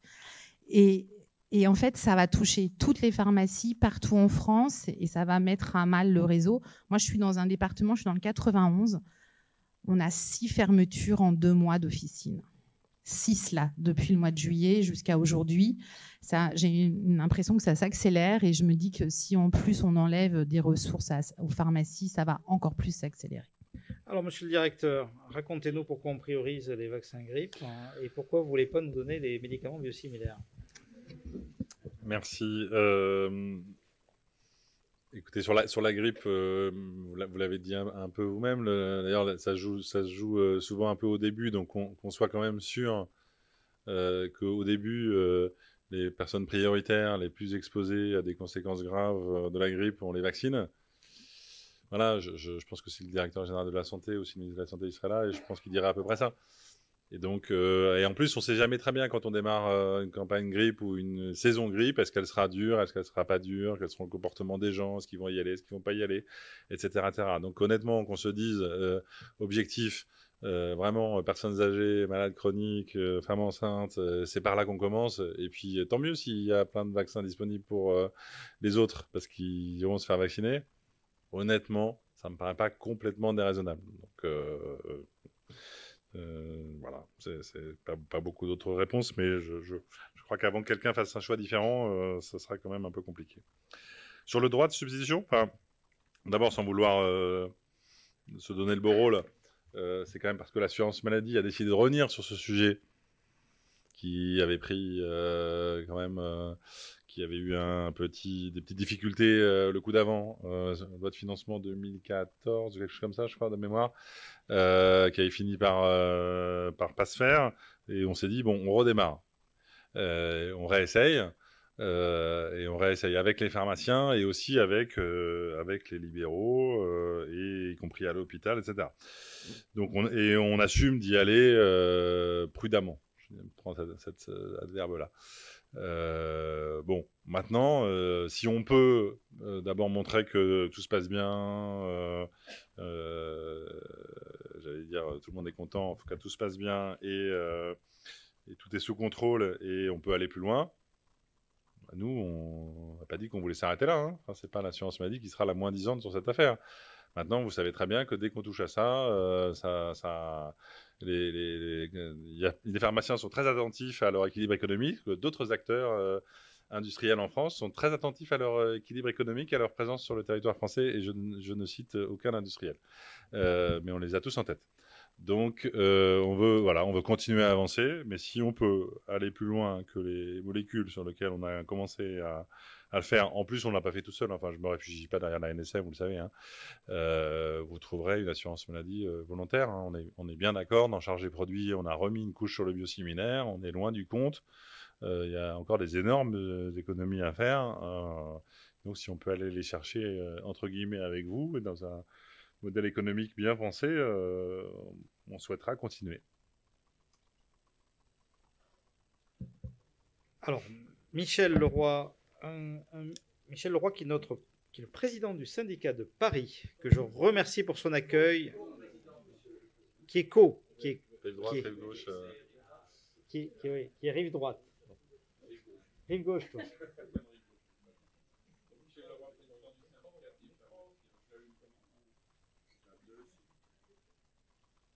Rive gauche, ok.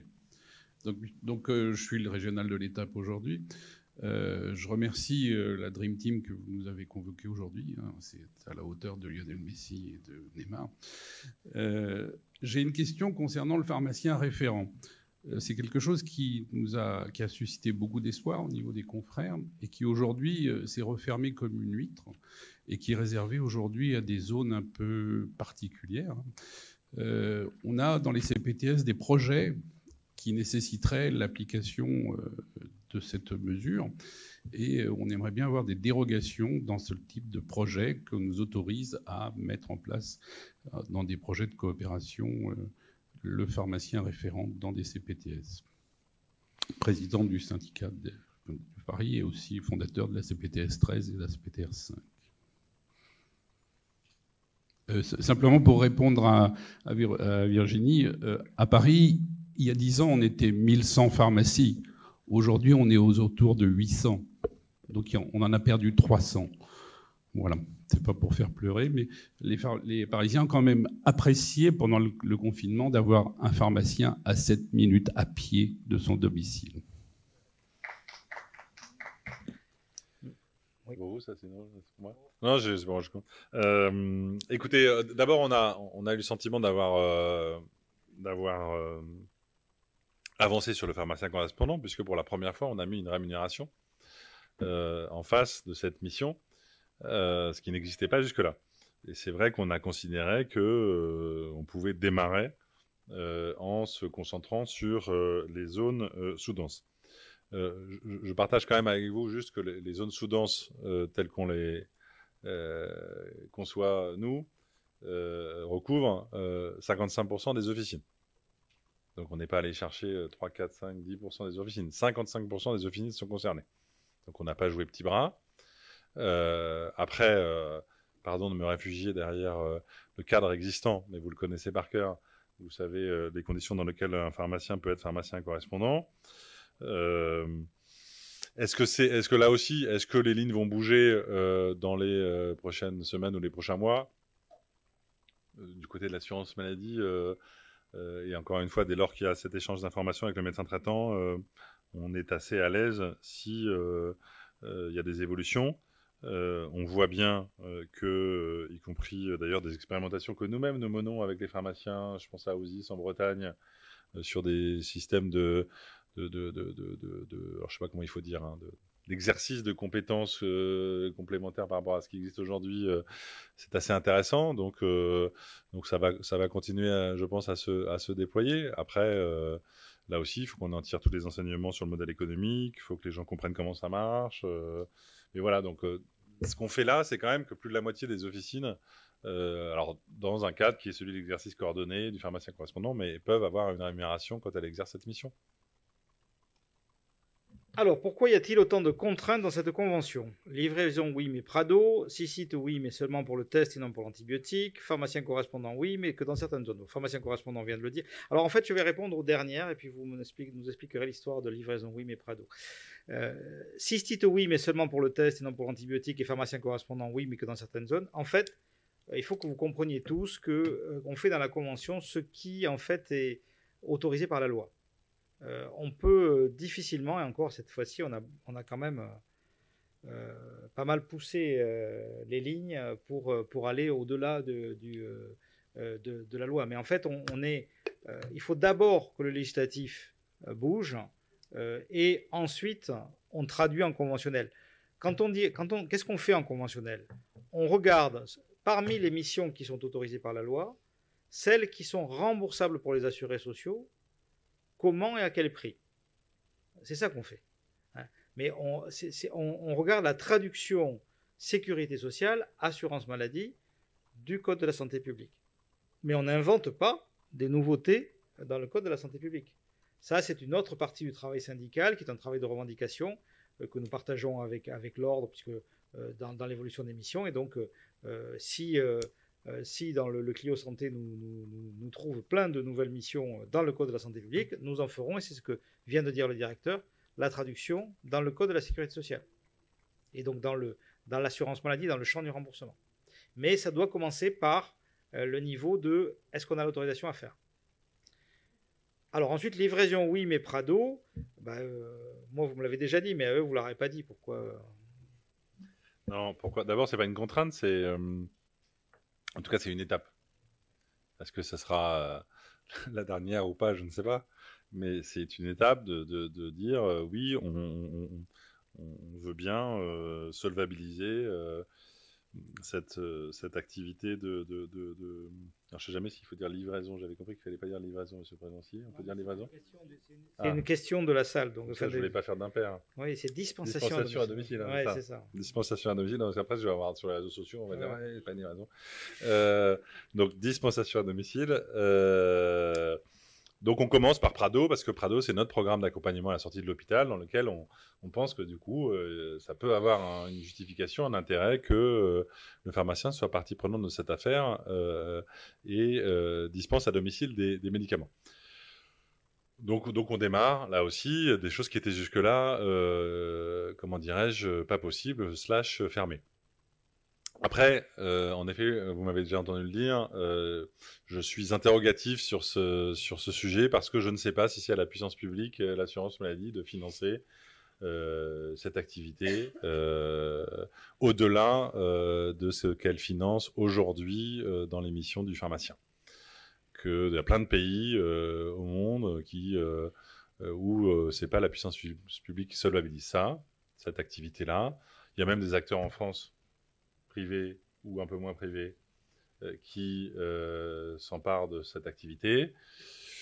Et que, voilà, jusqu'où s'arrête la solvabilisation de l'assurance maladie? On se l'est dit tout à l'heure, c'est un très beau système qui couvre à très haut niveau. Est-ce qu'elle doit vraiment financer la dispensation à domicile de médicaments? J'ai un doute. Donc, on a commencé avec Prado et on en fera le bilan et on verra ce que ça donne. Je ne dis pas qu'on n'ira pas plus loin, je dis juste qu'avant d'aller plus loin, on évaluera ça de façon fine. Alors, il y a deux questions qui sont pour vous. Celle, elle est pour moi, paraît-il, et l'autre, elle est pour vous, mais c'est la même. Alors, si on veut répondre présent, il va falloir du personnel pour donc recruter, mais pour recruter, il faut être en capacité financière de le faire. Or, vous dites que l'on en parlera plus tard. Comment fait-on? Voilà. Bon, alors, effectivement, il y a quand même, et il faut le savoir, deux sortes enfin, il y a plein de sortes de pharmacies dans le réseau. Et donc, il va falloir qu'on rentre dans nos prochains travaux dans un peu plus de dentelle que ce que nous avons fait en considérant que toutes les pharmacies étaient les mêmes. Et effectivement, il y a des pharmacies qui ne peuvent absolument pas s'approprier des nouvelles missions. On l'a vu pour le Covid, et donc évidemment, tous ceux qui ont été en capacité de le faire après ont pu avoir un retour sur investissement. Et voilà, mais tout le monde ne sait pas faire ça. Et donc du coup, ça c'était pour moi. Donc j'ai conscience de ça. Je ne peux pas dire. Je sais qu'on en parlera plus tard. C'est compliqué, mais franchement, je ne crois pas. Je ne crois pas que stratégiquement c'était une bonne idée de parler de perspectives économiques de l'officine en 2022 pendant la crise Covid. Voilà. Je ne crois pas ça. Donc je pense que c'est préférable d'attendre un peu pour notre bien à tous. Voilà. Ceci étant, inflation, manque de personnel, usure des équipes, comment l'assurance maladie peut-elle aider la profession à être plus attractive? Eh ben, c'est moi qui prends récupère la patate chaude. Non. Différents niveaux de réponse. Bon, d'abord, j'aurais envie de dire, c'est peut-être un tout petit peu facile comme réponse, mais c'est pas déconnecté de ce qu'on vient d'aborder. Le fait de poser une convention métier qui enrichit le métier, le contenu de la mission du pharmacien et de son équipe, j'ai tendance à considérer que quelque part, structurellement, ça rend la mission plus attractive parce que, voilà, on va plus loin dans l'exercice quotidien de la profession. Et encore une fois, dans un exercice qui ne peut se faire, qui ne peut pas se faire de façon solitaire, qui a besoin d'une capacité à faire, et donc, voilà, de mobiliser une équipe pour faire. Donc, je crois que le signal qu'on envoie, c'est un signal d'une profession qui élargit son champ d'intervention, et donc en termes d'attractivité, généralement, c'est mieux que d'une profession qui se rétrécit. Ça, c'est le premier point. Le deuxième point, au risque d'être un tout petit peu direct, voire brutal, mais ce n'est pas l'objectif de mon propos, je le dis souvent à la fois d'ailleurs aux officinaux et y compris d'ailleurs aux médecins ou autres, ce qui est de l'interne des professions, au bout d'un moment, c'est pas du ressort de l'assurance maladie. Alors, vous allez me dire, ah oui, mais d'accord, mais tout ça, c'est quand même lié, ce qui n'est pas faux, mais parce que le jour où on met le doigt dedans, voilà, et on va dire, où est-ce qu'on s'arrête? Qui négocie voilà, les salaires dans la branche, les niveaux de rémunération, etc. Je veux dire, et ça, surtout, on a suffisamment d'ennuis, pour rester poli, on ne va pas s'en occuper. Donc, c'est entre guillemets, c'est pour ça que je dis, c'est votre problème. On parle évidemment équilibre économique de l'officine, mais après, voilà, vous êtes quelque part des chefs d'entreprise, il y a des négociations collectives, et c'est la responsabilité des pharmaciens individuellement et dans leur ensemble de gérer leurs officines. Donc, voilà, voilà, le niveau auquel vous recrutez, est-ce que les salaires sont adaptés ou pas, c'est pas notre affaire. Voilà. Maintenant, on aura une discussion. Généralement, ça marche toujours bien quand je dis ça. On aura la discussion sur l'équilibre officinal. Je peux pas quand même m'empêcher, sinon je manquerai à la fiche de poste, de dire que, et même si l'inflation est évidemment un sujet important, mais en tout cas, la situation économique des officines au milieu de l'année 2022 ne me semble pas moins bonne qu'avant la crise. Vous savez, je fais un peu des circonvolutions. Mais voilà, et j'en dis pas beaucoup plus, mais encore une fois, investissement extraordinaire de la profession, investissement extraordinaire de l'assurance maladie, on a tous fait les comptes, ça sert à rien de se les repartager, on les fera de façon détaillée en 23, mais voilà.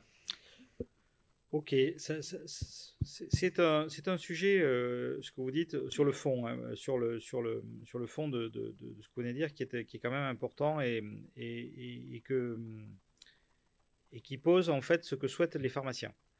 Nous, effectivement, on souhaite avoir un équilibre économique de l'officine et s'occuper avec cet équilibre, avec nos actes et le montant de nos actes, de savoir si on le fait seul ou si on le fait à plusieurs et à combien de plusieurs, et négocier effectivement et voir et nous occuper de la branche professionnelle et des équipes dont nous nous entourons ou de l'association que nous faisons ensemble. En fait, c'est un peu ça le sens de l'entreprise libérale.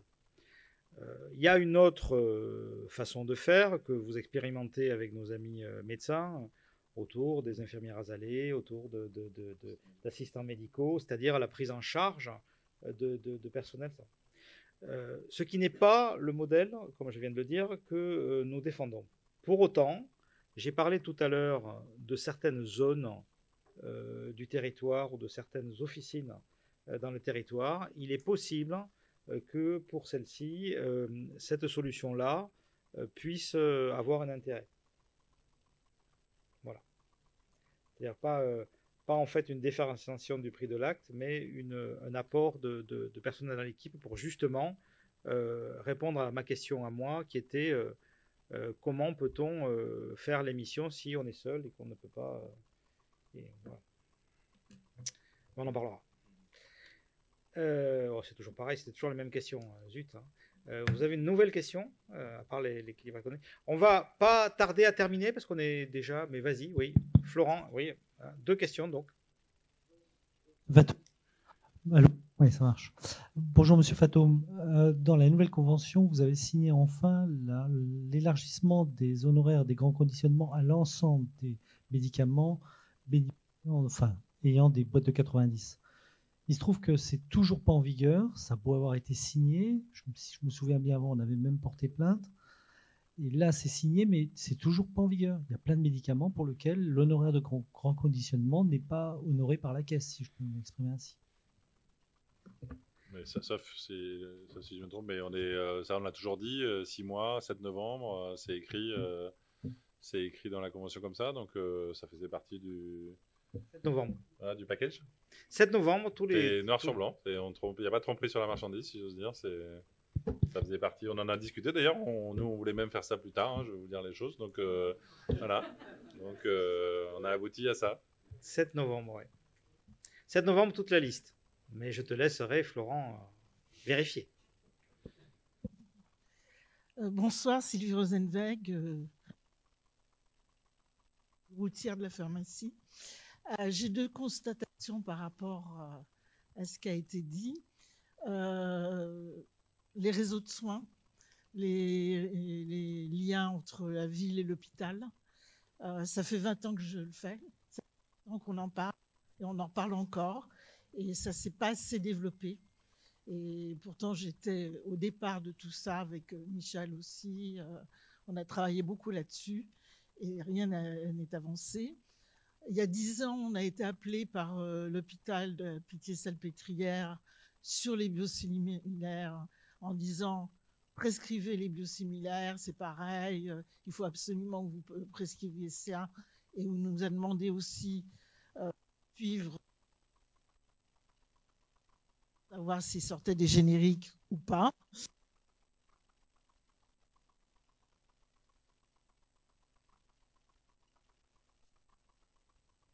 Que dans l'évolution du métier de pharmacien,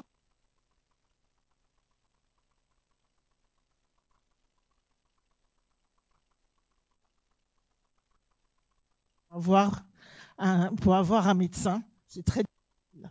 En province, c'est encore pire, parce que je vis maintenant pratiquement en province, et pour avoir un généraliste, c'est impossible. Donc, j'ai l'impression que le pharmacien va se substituer un petit peu au rôle du médecin pour la bobologie, pour les petits soins, pour la vaccination, pour d'autres choses. Et est-ce que le médicament, un jour, ne sera pas distribué, comme aux États-Unis, par le Medical Care, avec Amazon ou les laboratoires qui donneront les médicaments aux chroniques directement? J'ai l'impression qu'il y a une évolution du marché et une évolution de la profession dans ce sens-là. C'est comme ça que je le vois. Alors, je reformule, monsieur le directeur. Est-ce que vous pensez que les évolutions du rôle du pharmacien peuvent aboutir en fait à ce que son rôle traditionnel lui échappe? Si je vous dis oui, vous me dire non, mais honnêtement, en plus, vraiment, je crois pas. C'est-à-dire que je pense que tout ça, c'est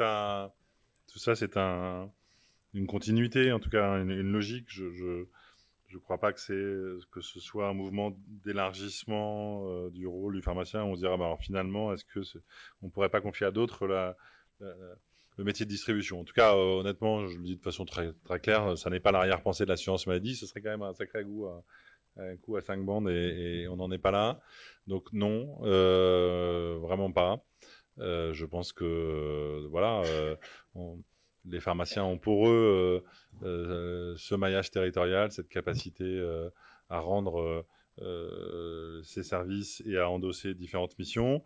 Je tiens peut-être des propos un tout petit peu angéliques, mais je ne crois pas que le sujet ce soit prendre des parts de marché aux médecins ou que les médecins se retirent. On a une situation de tension sur les ressources du système. Je sais que sans nier les problèmes, attention quand même à ne pas trop tous les jours noircir le tableau. Et je dis ça en étant né à Cherbourg, en allant souvent à Cherbourg, qui n'est pas spécialement bien doté en ressources médicales. Donc je sais ce que c'est qu'un territoire soumis à tension. Les tensions, elles sont bien réelles. Et il ne s'agit pas de les nier, mais je vous donne juste un exemple. En 7 ans, on a perdu 5% de médecins généralistes. En 7 ans, on a perdu 5% de médecins généralistes dans les zones les plus sous-denses. C'est pas pour ça que je dis pas qu'il y a des tensions. Je dis juste qu'il faut faire attention. Il y a 11% de gens qui n'ont pas de médecin traitant. Il y a 7 ans, il y en avait 10%. Donc et encore une fois, je ne dis pas qu'il n'y ait pas de tension. Je dis juste regardons le sujet très précisément et surtout, trouvons des solutions. Et donc, ce qu'on a fait dans la convention, ça permet d'apporter des solutions parce que ça met les pharmaciens en situation d'exercer des missions pour lesquelles, en effet, quelque part, entre guillemets, ça ne sert à rien d'essayer de faire que les médecins le fassent, ils n'ont pas le temps. Bon, mais c'est aussi, nous, ce qu'on va faire en effet avec la convention médicale, vous en parliez, la négociation, trouver les moyens de faire gagner du temps aux médecins, parce que c'est possible et parce que d'autres pays sont pas beaucoup plus intelligents que nous, ils l'ont fait, ils font des équipes auprès des médecins, ils mettent des assistants médicaux, des infirmiers, d'autres professions, et ça marche. Ça marche. Donc, on est capable de trouver des solutions face à une situation de grande tension, en effet, sur les ressources. J'ajoute juste 2 points sur les liens ville-hôpital et je termine là-dessus. Je pense qu'on a 2, quelque part, leviers qu'on n'avait pas jusque-là. Je ne dis pas qu'enfin on va réussir là où les autres avant, ils n'ont pas réussi, etc. Ça fait pas loin de 20 ans que je travaille dans le domaine et je reste très modeste parce que c'est compliqué. Je pense qu'avec la construction des CPTS, qui a l'air d'être un truc très techno, qui n'est pas facile à expliquer, mais en réalité, enfin, on a une structuration par les libéraux d'une certaine forme d'organisation des soins de ville qui démarre, qui est encore très neuve, mais qu'on peut construire autour de ça. Et on peut construire un lien avec l'hôpital, on peut construire un lien avec le médico-social, avec les élus locaux, avec l'assurance maladie, qui peut être très différent de ce qu'on a aujourd'hui avec cette forme d'éclatement. Et puis, sans vouloir non plus être exagérément optimiste, le numérique va quand même... On n'est qu'au début de tout ça. Vraiment, ça, je le pense assez fondamentalement. Et qu'on va y arriver. Est-ce que les comptes rendus d'hôpital, ils vont vraiment arriver dans mon espace santé? Est-ce que les résultats de laboratoire de biologie, ils vont vraiment y arriver automatiquement? Est-ce que toutes les ordonnances vont vraiment arriver là-dedans? Et ça va quand même changer la donne fondamentalement. Et donc, ça va encore prendre du temps. On en a encore pour plusieurs mois et plusieurs années. Mais voilà, c'est en train de changer. Et vous en êtes des acteurs d'ailleurs. Et là-dessus, ça nous rend quand même plus optimistes, en tout cas, pour trouver des solutions dans une situation qui reste en effet très tendue. Bien, je crois qu'on arrive quand même au bout Il y avait plein d'autres questions. Tiers payant, voilà. PLFSS 2023 au secours, on en a parlé. Comment le générique, donc ça, vous nous avez dit ce que vous aviez à nous dire, et moi, c'est à moi d'aller voir le ministère et d'expliquer de nouveau notre cas. Il me reste à vous remercier, monsieur le directeur, pour votre participation, pour celle des équipes de l'assurance maladie. Merci aux étudiants. Vous n'avez pas beaucoup parlé, mais je vous attends dès la semaine prochaine, puisque la semaine prochaine à Marseille, donc on parle vaccination. Je vais dire au revoir à tous les pharmaciennes et pharmaciens qui nous suivent sur le live. Merci beaucoup d'être venus, vous, à Paris, à la Maison des pharmaciens. Et donc, à la semaine prochaine à Marseille, à la fac, pour discuter de la vaccination en officine. Merci beaucoup. Merci à vous.